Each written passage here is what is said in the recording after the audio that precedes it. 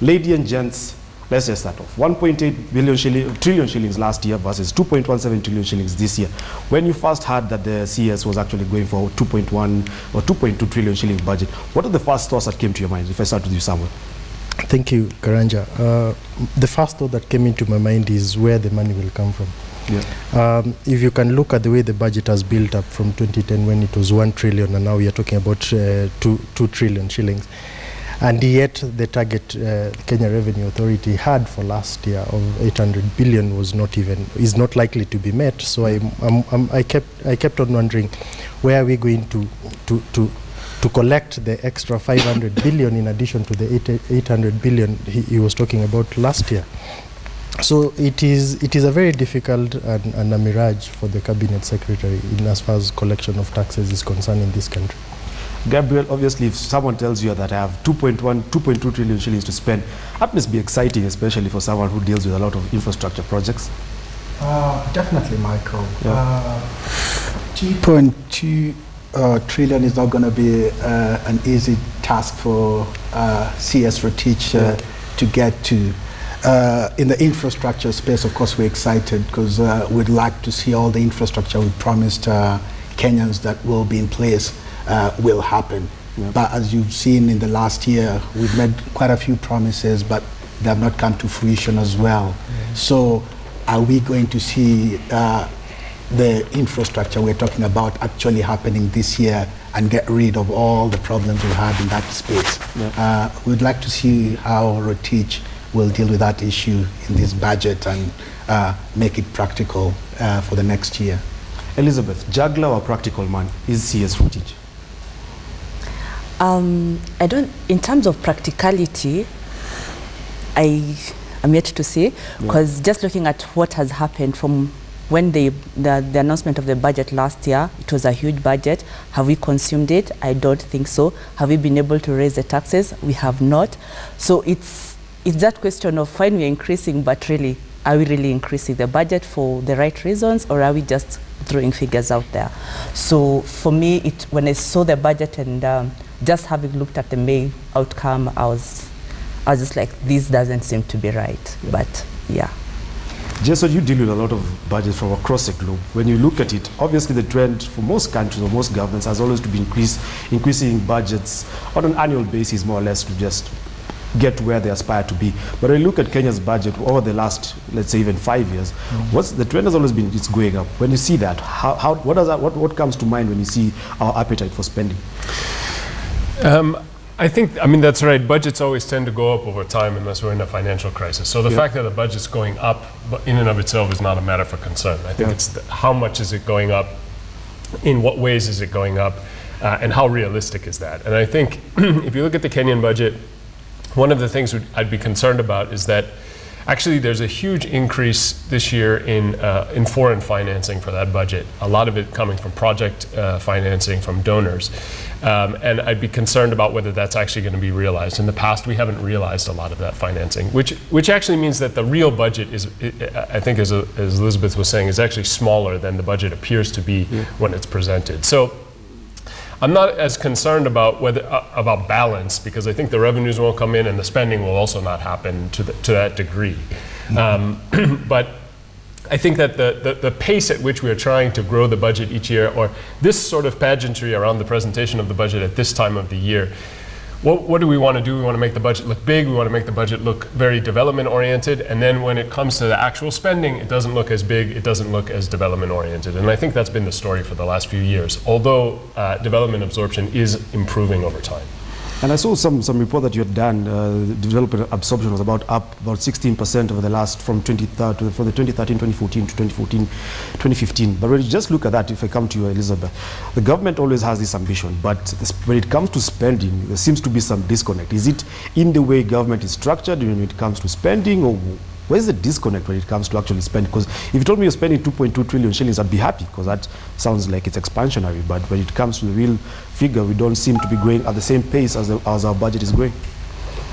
I think, as I had said, is it really a bad thing that they're not absorbing as much, given that we don't have the revenues anyway? it's a blessing in disguise. But since we really want to develop as a country, then we need to look at how we actually go to the spending space. Yeah. So if it's about development, how do we streamline the absorption? Because if that happens, then the ripple effect of growth then will actually come, and we'll be able actually to get the development you want. But as it is right now, I think a lot of streamlining needs to be done. Who really is supposed to spend what, and in what proportion? Is this the national government? Is this the county government? Once we get that right, then the absorption, I think, will improve. Gabriel, if I just come to you, obviously we've seen a very huge component of foreign financing. When you look at, I was looking at like budget allocations for roads, there's almost 10 billion shillings that is coming from foreign finance roads, about 5 billion shillings for the annuity program. And we look at things like Standard Gauge Railway, LAPSET. There's a lot of foreign financing components when it comes to especially some huge development projects. When you look at that and the progress and the kind of speed that we're churning out some of these projects, are we on the right track? I think if we look at the SGR, we can say that has taken off, and there's financing for that has already been planned for. So that will probably move pretty fast, and we've seen what has gone on in that space. When it comes to the rest of the stuff, the roads and the rest of the infrastructure, that financing is not there yet. I doubt if it will come through at the moment. We're seeing all sorts of problems coming up at the moment with the heating of the shilling and all that. But I don't see it coming at the moment. We promised a couple of thousands kilometers of roads last year.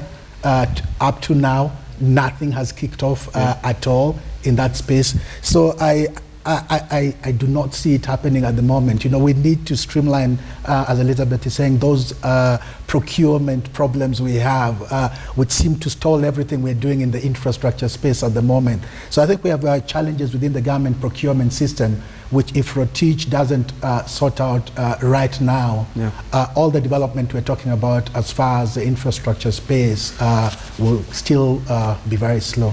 Samuel, someone put it to me yesterday that the government is the only institution that has the luxury of planning how it's going to spend without knowing where the money is coming from. So here we are, KRA target 1.4 trillion shillings. Yes.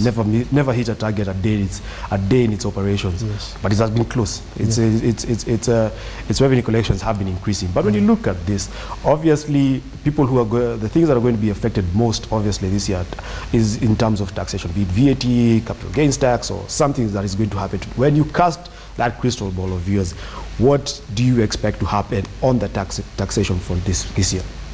We've reached the saturation level where I don't expect major changes in form of taxation, especially corporation tax and VAT.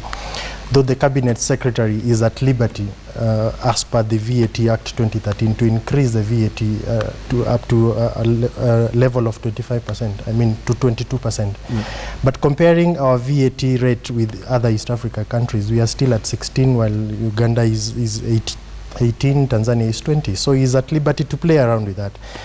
But is he ready to annoy Kenyans by increasing the VAT rate? And corporation tax, European countries are actually reducing their corporation tax. And major problem we've had in this country is that we collect money, but we don't see the repercussion, or rather the priority of using the money is wrong.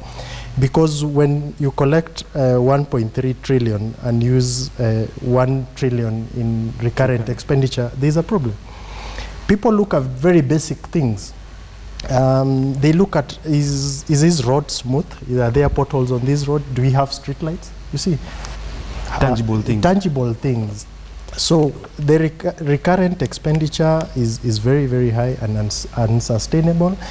And you know very well the liquidity, or rather the money in people's hands, Mwananchi's hand, I call them Wanjiko, is not able, I mean, they are not able to meet their basic needs because they feel overtaxed, but they don't see the service being offered by the government. Yeah. There is total misuse of taxes, if you ask me. Just on, if you come to that, how far can the government go to annoy the citizenry, as Samuel alludes to? Because on one hand, money has to come from somewhere, and we're the low-hanging fruits when it comes to where the money is going to come from. But at the same time, there has to be things that need to happen. But the split between recurrent and development have never gone hand in hand. Development, recurrent has always taken the lion's share of what goes into sustaining the government machinery, but little else ever goes to development. So for how long can the citizenry keep getting agitated by projects not coming online as fast as they expected? Well, I don't know, probably for a long time. we've been waiting for a long time. But I think, first of all, I think it's important to recognize that the government has been trying to shift the budget balance towards more development spending. If you look at last year's budget, it was about 42% for development. This year they're proposing something closer to 48% for development. So I think there is an attempt to shift the budget in that direction. It's been quite challenging to manage the wage bill and other recurrent expenditure, and I think that, as we've already said, some of the development spending which is in this year's budget is probably not realistic, which means that, again, we're making it look like we're going to be a more development heavy budget than we are. Yeah. But on the other hand, I think if you look, one of the surprises for us is we did projections for the rest of the year. If you look at what's happened to development absorption this year, it's actually increased quite a bit over last year. It's still below where we need to be. It's still below target, but it's actually improving. And I think that while it's not going to meet, the Cabinet Secretary last year said he wanted to see 80% development absorption across government. I don't think we're going to get there, but I think it is improving. So I think that there are a number of challenges, and people, even if we spend that money, it doesn't mean that we're always getting value for money, and we know that that is a challenge across development projects at both levels of government. But I do think there's been an improvement in that. One thing that I just want to put on the table as we're discussing this is that we keep saying roteach, but let's remember that Parliament has a big role to play in the budget making process now. And one of the things that happened, if you look at the budget that was presented, or the size of the budget as it was in the budget policy statement in February, to the budget that we're actually looking at now, it's increased by over 100 billion shillings. And a lot of that is the responsibility of Parliament. And the question is whether Parliament itself, if you look at what Parliament's doing, Parliament is also putting more money on the recurrent side of the budget, actually. They've slightly reduced the amount of development spending. So we need to look at all the players who are involved in this, and who are they responding to? On the one hand, we say we want more development spending. On the other hand, we also want to spend more on police, we want more health workers, we want more teachers. If you look at what people are saying, those are recurrent costs as well. So there's a challenge in both meeting the demands. When we talk at the global level, we say we want more development. But when you ask people what they actually want, many of the things that they want are also on the recurrent side of the budget, and would even increase the wage bill further. So it's not it's a difficult balancing act. Balancing act, Elizabeth, when it comes to that. Obviously, bloated size. Do you agree, first of all, that we have a bloated kind of administration? When you look at the duplication that happens from the national government to the county level, and what needs to happen, because teachers have to be paid, police have to be paid, doctors have to be paid, money has to come from somewhere. But when you look at the cogs that are needed to drive the government machinery, do you think that we are at a size where perhaps we are working efficiently, or we are not working efficiently in meeting, driving government work, versus actually putting money where money is required in terms of, I need smooth roads, I need power in my house, I need access to water in my house? I think when you look at it, it's really a delicate balancing act. You need to streamline, but at the same time, the people who are going to be rendered jobless, where do they go? So I think for government, and if you look at what is being spent on recurrent expenditure, do we really need it? I think we need. Do we need more police people? I think we do. Do we need more teachers? I think we do. Do teachers need to be paid better? I think they need to be paid better. So taking a step back, I think I don't envy the person making the budget for one main reason. We will sit here and say you're not developing, you're not putting money for the development expenditure, you are spending so much on recurrent, but at the same time, what options does he have? Yeah. So I think it's that position whereby now you say, this is what has to happen, I'll streamline what I can, I have to spend on the police, I have to spend on the teachers, because at the end of the day, you're investing today, even for tomorrow. For you to do very well in development, the recurrent has to come in. So it's really a delicate balancing act. Yes, there could be a few things that could be done, but it will be very painful. If you're in government right now and you have an elected position, I don't think there's those hard decisions that you might not take. Yeah. However, at some point you'll have to take them. So it's just an issue of what is the transition. It will be a bit longer, but I think we will get there. If we get the development expenditure absorption right, let's assume that even we get to 90%, then we will be fine in the long term, because both those people who will be laid off can always get a job elsewhere if we are actually able to actually give them the right skill set. So it's a transition, and I think, as he said, I think we are getting there. Gabriel looked very agitated by this. I actually think it's an important point. And there are a couple of issues here. One is that we need some more clarity, and I think it will come. We are still new as far as government, where we have the central government and county governments, and the efficiencies that we need to get between the two. Yeah. And the best example is just the health issue that we've had over the last couple of weeks, whether the counties will take the equipment or not, and who does what, and where does the spending go, and who should control it. So I think it's still new for us, working between county and central, and over time I'm sure it will get better. But as you said, there's a lot of inefficiencies as well in different levels of government. So if you go to counties, we have new counties with new staff who have all come in with the new governors and their cabinets, and then we have the old chief officers and the old council system, which are all working within the county government, and we all tend to keep quiet about it. Nobody wants to bring it up because it then becomes a sensitive political issue. But they're all inefficiencies that we have to accept are within our system and are costing us a lot. And till we take those hard decisions, which sometimes will not be very popular, we'll still keep on having all these inefficiencies and resources not going to the right places. And even if we say people left employment that was not needed, if we're creating, if there's the economy is working well, we'll be creating jobs to absorb the people who are currently disguised unemployment, if you ask me. So when does the government make this painful decision of pulling out that tooth? Because at some point, the government has to behave like a corporate institution at some point. We just saw someone like HSBC decide that they're going to cut 50,000 jobs in 1 year, in 2 years. So is it a delicate balance where government has to, at some point, has to divorce the politics and where it wants to be in terms of efficiency, someone? Michael, what we are experiencing now is a repercussion of the new constitution. Yep. We created so many structures in the government, but we did not think ahead and see how are we going to collect these taxes to run the government. As he rightly said, there are duplication of duties in the national government and in the county governments.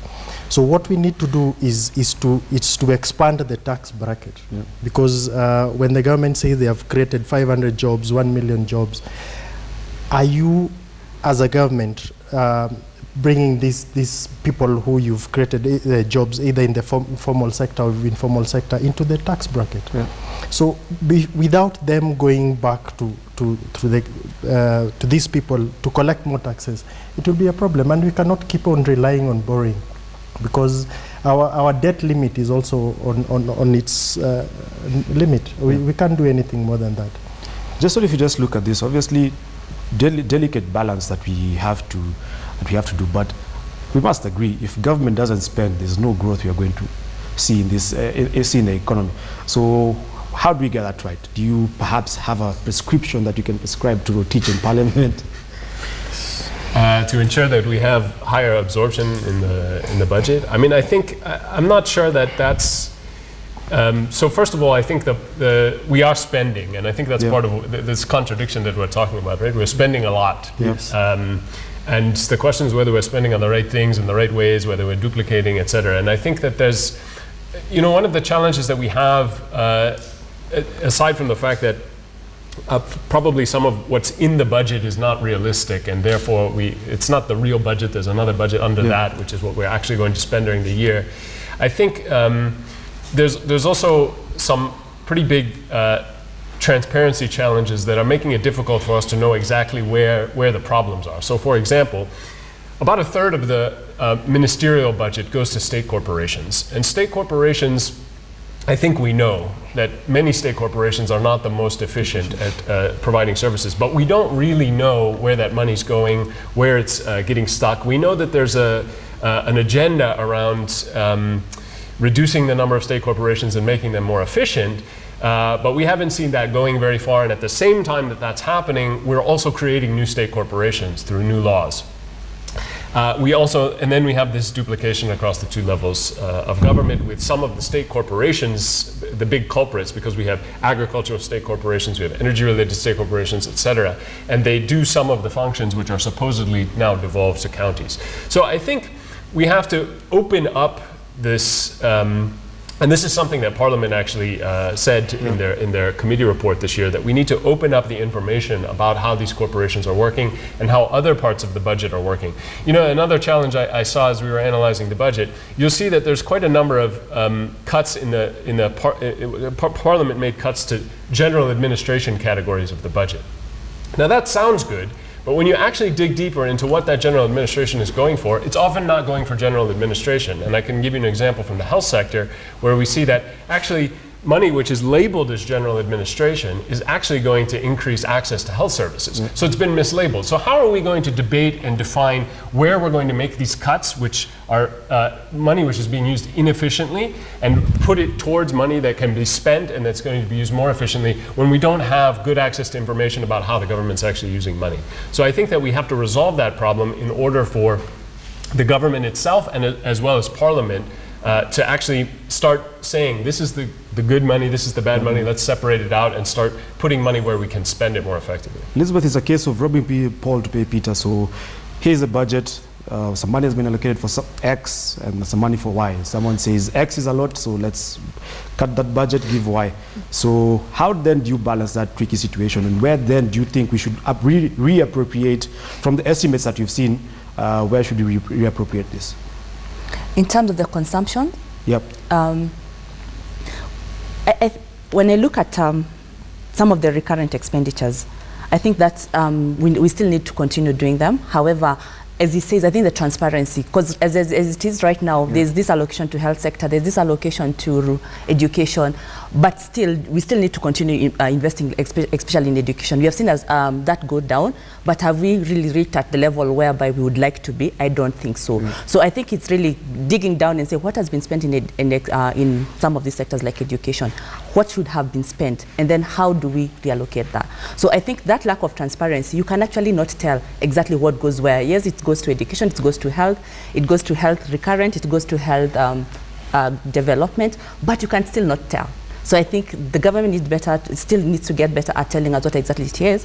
But I think that the fact that I think the allocation to agriculture, to education has been reduced a bit, that's not good. We're still highly an agricultural country. So we still need to continue investing more in that, because that is where our largest economy is. So I think more allocation to things like those are going to really support us. Agriculture, I think that is one of the key things. In terms of infrastructure, yes, we still need to continue investing in that. But now we are allocating, yes, but we are not absorbing. So I think that's a big issue for me. Infrastructure is getting a lot of money this year.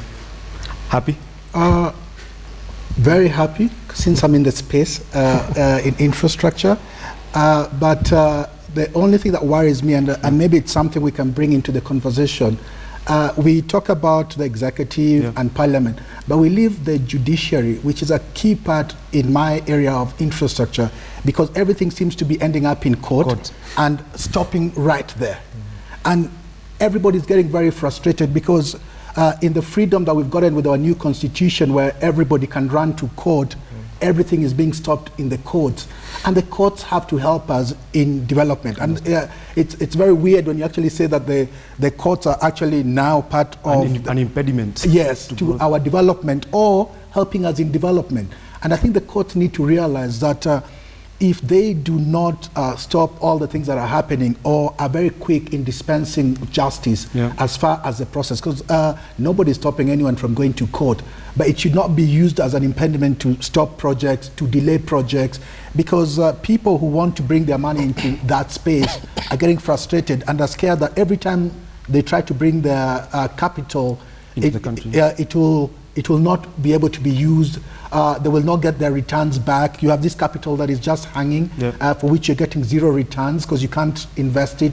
So I think we need to realize more and more, and the Chief Justice needs to push the courts and not influence what they do, but to make his courts realize that they need to dispense justice faster, more efficiently, and not to let people just use the courts for the sake of delaying projects. To a point where they start being charged if they lose the cases. Exactly. All right, thank you, Gabriel. We'll take a short commercial break, but don't go too far. Exciting discussion that we're having right here on D-Day, budget day for us. 2.2 trillion shillings, where's the money coming from? So don't go too far. We'll continue with this discussion after this short commercial break.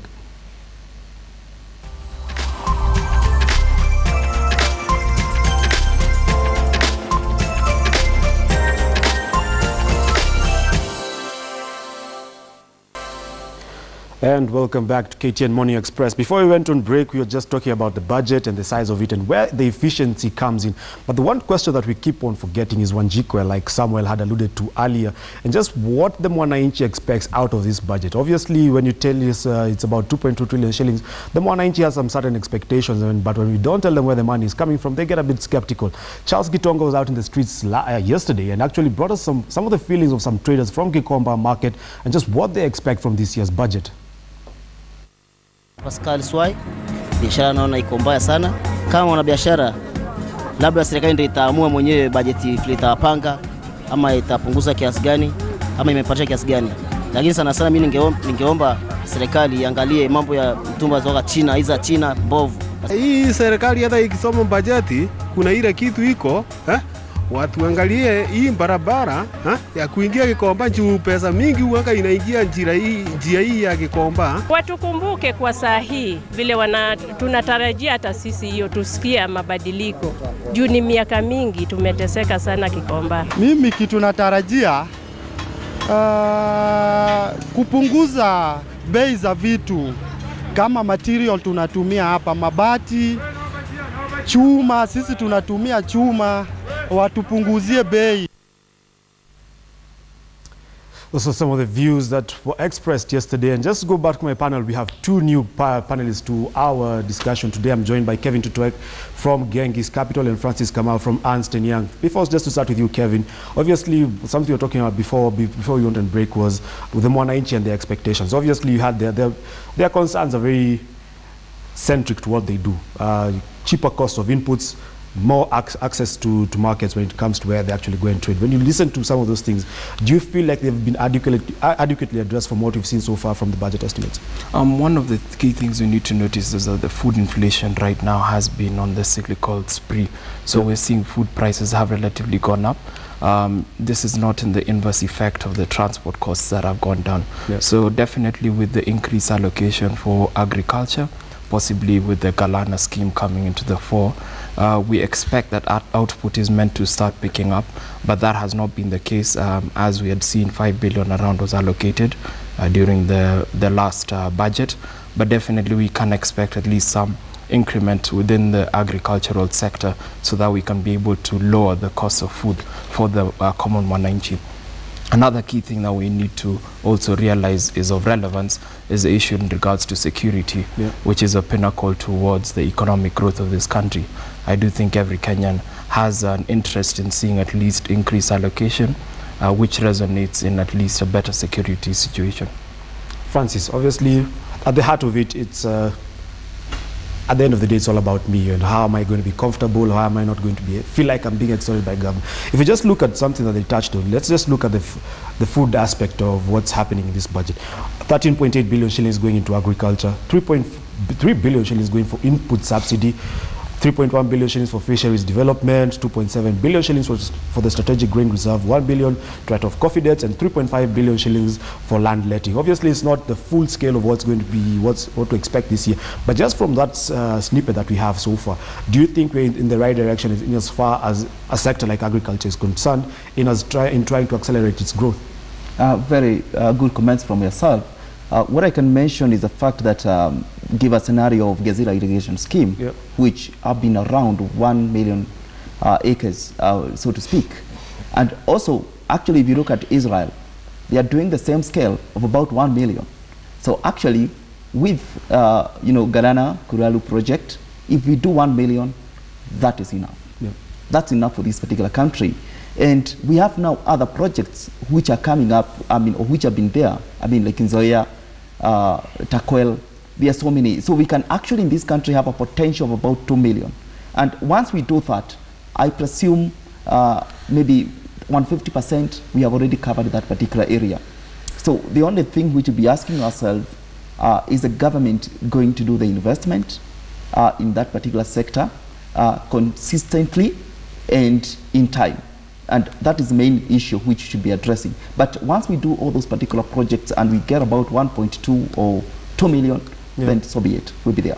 Just if we come to you, you've obviously analyzed where some of the spend is going, especially from what we have so far between 2016 and 2015. Some slight increment in infrastructure spend, but everything else seems to be getting a dock. Education is getting a slight deduction, health is getting a slight deduction, agriculture, where is a key driver, as they keep repeating, is getting a slight dock. When you look at the way the budget has been appropriated across different sectors, are we on the right track? Well, I think the government is putting a big bet on infrastructure, and that's why you see, for the first time, infrastructure as a share of the total budget overtaking education and security falling. Both education and security, which are the other two of the three big areas that the government has spent on, taking a bit of a cut this year as a relative share of the budget. So slight, about 27% of all the spending is now going to, ministerial spending is going to infrastructure. One of the challenges with that is that people, you hear people talking about issues of now, but infrastructure spending isn't going to change anyone's life tomorrow. It takes time, and that's a bit of the trade-off that we have, or the challenge that you have in defining a budget, because people want more development spending, that's what they say, and we know that the long-term benefits of that are there, but then in the short term, what do you do? I think one of the challenges that we have around some of the other sectors, like agriculture, is that is going to be increasingly a contentious issue, because it's an area where, on the one hand, the national government has some big ideas around irrigation, etc. On the other hand, this is largely a devolved function, and so how do we balance that? We say we want more money for counties, and counties are the ones that should be driving agricultural spending, yet we also want to do big agricultural projects at the national level. And I think that's going to get us into two things. One, duplication of functions, which we talked about before, which just means we're going to end up spending more money but not getting as much.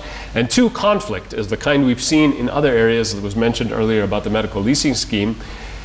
National government's coming and saying we want to do this. We didn't really consult with the counties. Counties are asking, why are you doing this? And then it becomes a program which isn't really owned by the counties. They start investing in other things. The national government's still spending this money.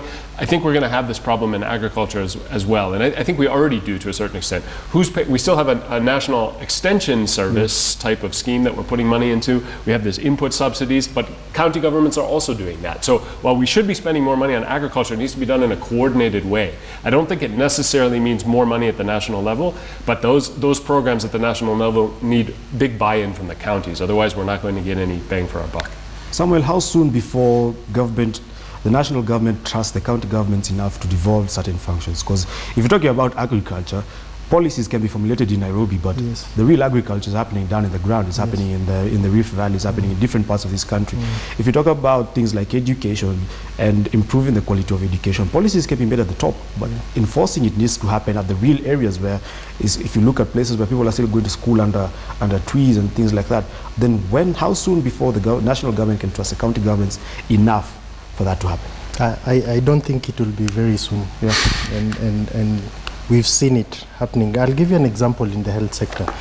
There are staff who are absorbed from the municipal councils, which eventually became the county council, and from the national government. Their salaries up to today, 2 years down the line, have not been harmonized. You'll find one cadre of employees have a higher salary, another lower salary, but the allowance cover the higher salary and the lower salary on the other hand. Secondly, county governments, to my judgment, are not still ready to take over some of the responsibilities which are being done by the national government. We've had like the roads. There are issues where there's been a conflict of who is supposed to maintain which road. Is it the county government or the national government? So those policies, as much as they are being formulated right now, we need a trustworthy person who can go down to the governors or to the county governments and tell them, this is your responsibility, this is the money you have, then take charge. Unfortunately, we still have the Mashinani campaign, Pesa Mashinani campaign. They still feel they need more money to run the counties. But are they utilizing the money in the right way? That's the question. They are still enjoying the lifestyle of being elected. And as we are talking now, I just heard on television, a politician is very sure the election will take place in 2 years, 59 days. So they are already thinking about election, and they have forgotten about developing the areas or their constituencies. That's the problem. Kevin, when you look at county governments, we just need to look back to 2013. Machakos government was the first one to hit the ground running with a big investment conference in trying to more or less make itself look attractive in terms of trying to pull investment opportunity to that level. But at some point, you have the government saying, look, if your county governments want to borrow, they have to come through us first. So when you look at that inverse relationship that is happening between the national and the county governments, how soon then can county governments be independent enough to actually source their own levels of investment for the things that they feel that they require at the county level? Well, in regards to the debt situation, we need to note that the central government needs to have the upper hand in deciding some of these hard, pertinent issues. If we were to limit county governments, for example, towards making such obligations, then we'd only be increasing the debt obligations that this country is set to face within the long term. But at the long run, we do expect that counties can be able to start actualizing some of these funds in regards to projections and allocations that are in line with both national and county government decisions, because at the end of the day, they do not need to have a synergy of purpose. But what we've not seen is that even the allocations that are being distributed to many of these counties, the absorption rate has been low. They've not been meeting some of the provisions of the Public Finance Management Act, whereby the 30% is now going towards development expenditure in many of our counties. So once we start actualizing that, then we can be able to start seeing development going to the right channels. Let's shift gears and talk about financing, because I think that's the bigger question that's going to happen, be more or less answered today in terms of where the money is coming from, because that's the biggest question that we've been asking. Francis, if I was to start with you, obviously we've alluded to this before. A huge task is being placed on KRA and its capacity to raise almost 1.4 trillion shillings just to sustain to finance the government's budget. But when you look at it, is KRA at a position where they're able to effectively collect some of this money? Kenya Revenue Authority over time has gone through modernization. Actually, there is already a discussion about establishing autonomous bodies in the Revenue Agency. Then we have the Custom and Border Control Agency. So for modernizing Kenya Revenue Authority, especially in Africa, I presume we are number one in that particular aspect. But unfortunately, what has been happening is that Kenya Revenue Authority has been concentrating on a few, golden goose that they say lays the golden egg, and of which basically we are talking about multinationals and established entities, so to speak. We have forgotten about millionaires and billionaires in Gekomba. There are so many, 1,001. There are also so many other investors in Isli, and so many other particular people, individuals who are here. And what they have not done is that they have not internalized the fact that we have people they can collect money from.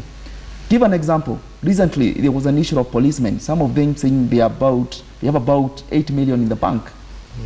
Immediately, Kenya Revenue Authority should swing into action and basically collect that money. I mean, basically, what the guy is saying is not through corruption. Yes. It's generated through business, and most of them were talking about farming and fish farming. So that is one of them. The other particular issue is imports. If you go to Gekomba, all those imports which come, they pass through our ports. Usually, do those guys have PIN numbers? Somebody is importing 10 million, 50 million. 100 million. And paying nothing for it. Yes, and they're not paying anything for it. So once you pay import duty, that is it. So many jurisdictions, for example, I work in the region, including Rwanda, Burundi, Uganda, they have a process whereby you pay withholding tax upon importation, and then it's refunded once you pay corporation tax. Actually, that's not a big issue because you'll claim if you're paying taxes. But the thing is, you're going to be brought into the tax net when you're importing that.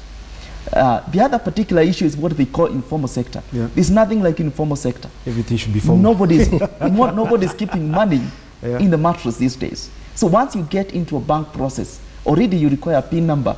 Kenya Revenue Authority should be swinging into action. So the good thing is that they are doing well, but I presume we are saying 1.3. I tell them they can actually collect 2.1. Someone, when you look at this, obviously the question is widening the tax bracket. Yes. Like he says, always going for the low-hanging fruits, things that they can enforce effectively. Last year I was having a discussion, and the thinking was, why not just get out of where you can't enforce efficiently? Why not let county governments collect some of the things that you cannot actually keep chasing? Like the Nairobi county government has machinery that they can go into areas like Ikomba, like Isili. Other different county governments have areas where they know the people at a personal level because they have to come for them for business permits and things like that. Why not start collecting from that level and more or less make it easier for KRA tax collection? I've said this and I'll say again. Yeah. People want to see the benefits of the taxes they pay. Yeah. The level of compliance in this country is very low. And I agree with him when he says KRA has the right attitude, but the mechanism is what wrong. They still need to work on.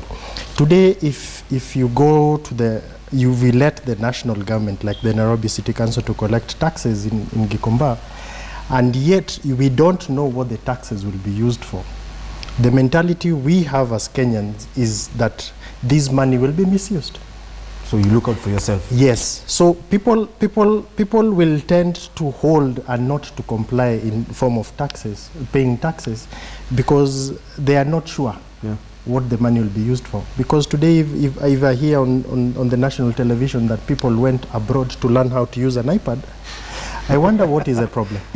You see, that is we must stop the level of misuse of public funds for us to trust the national government or the county government with our money. That's the problem. Kevin, if you look at this, financing is obviously what you're talking about right now.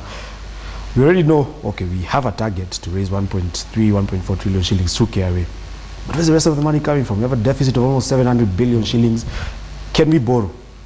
Or are we at a level where it's too expensive for us to borrow right now? Our GDP to debt ratio right now is at almost hovering at 50%. Yeah. We're already seeing increased pressure, especially post-Eurobond with the $2.75 billion that were accumulated last year. Yeah. If we could say whether we've seen the effects of the financing of that money, I would say we haven't felt it as much as we expected to. Right now we already have more obligations, and we have the Eurobond coupon payment coming up next month already.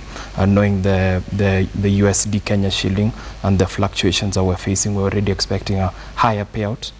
So definitely when we're looking at our debt financing, external debt is not a very attractive option at this time. And at the same time, if we are coming to look for internal debt, then we're already facing an issue whereby we are crowding out the private sector from accessing cheaper commercial lending rates. So definitely there is a precarious situation. Some of the projects such as the SGR, whereby we're seeing the 118 billion coming in from the Chinese government, has already been allocated for. Yeah. So that's, of course, it has a concessionary period. So we don't expect to be paying out that much money. But in the long run, we do see that there is an imbalance in terms of the obligations that we're set to face. Francis, if I come to you, so Tuesday, Monetary Policy Committee meets, they adjust the CBR for the first time in almost 18 to 24 months to 10% up from 8.5%. First thing people think, instead of thinking of making a measure to help the shilling, is that, oh no, here comes more expensive loans, more expensive credit for people. When you look at such scenarios and the government ambition of going by 7% in 2015, do you think there's a mismatch in terms of where we are, or is it a measure of last resort where we have to sort out where our shilling is